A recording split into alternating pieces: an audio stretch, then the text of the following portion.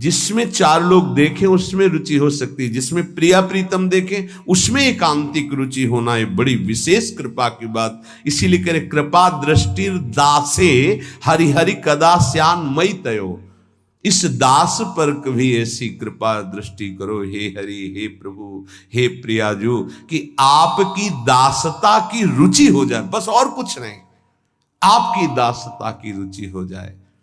स्वयं आचार्य चरण अपने कर कमल से वृंदावन के वृक्षों से, लताओं से गिरी हुई सूखी लकड़ी बीनते थे और रसोई बनाते थे। एक बार नाहरमल जी आए, उन्होंने देखा कि पूज्य सदगुरुदेव भगवान अपने पीतांबर में लकड़ी बीन रहे हैं। ये हम लोग जो पीत वस्त्र धारण करते हैं, ये अपनी स्वामिनी के श्री अंग कांति का भाव करके, और सदा बसंत रहत वृंदावन, बसंती रंग वृंदावन की शोभा, और हमारे प्रीतम पीतांबर धारण करते हैं। पूरी उपासना है, ये गुरु प्रदत्त है, कोई मनमानी नहीं कि हम पीला ऐसे मन में आया और धारण कर लिया, ऐसे नहीं।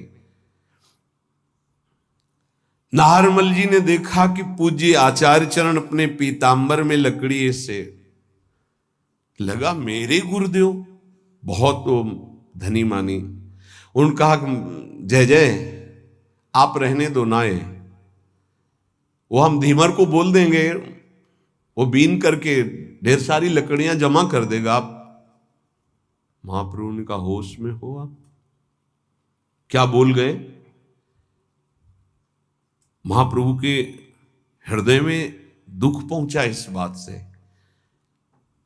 परम रसिक महापुरुषों की कृपा से मुझे मेरी स्वामिनी की सेवा मिली, और मेरी स्वामिनी की सेवा को आप धीमर से करवाने की बात करते हो। तुम शिष्य हो हमारे, जाओ मैं तुम्हारा त्याग करता हूं, आज के बाद हमारे सामने मत आना। रजोगुण लेकर वृंदावन आते हो, जानते नहीं हो। स्वामिनी की सेवा को धीमर से करवाने की बात तुमने कर दी। जब श्री जी ने स्वयं महाप्रभु जी से कहा कि इसका कोई दोष नहीं, आपके सुख के लिए कह रहा, शब्दों में त्रुटि हो गई। अगर कह देते प्रभु आप विराजिए, हम बीन करके एकत्रित, तो कहीं तक बात बहुत उचित थी, पर धीमर से करवाने की बात।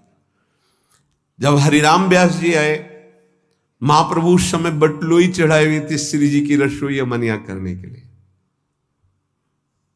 सूचना मिली कि कोई बहुत प्रकांड विद्वान दिग्विजयी पंडित ओरछा के राजा के गुरु हरिराम व्यास जी आपसे वार्ता करना चाहते हैं।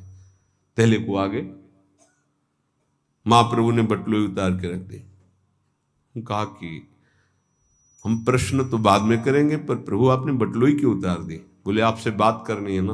बोले हाथों का काम है बात करना, हाथों से सेवा करना और मुख से बात करना, तो हाथों का काम हाथों से होने दीजिए और मुख से बात कीजिए। बोले यहां नहीं होता, ये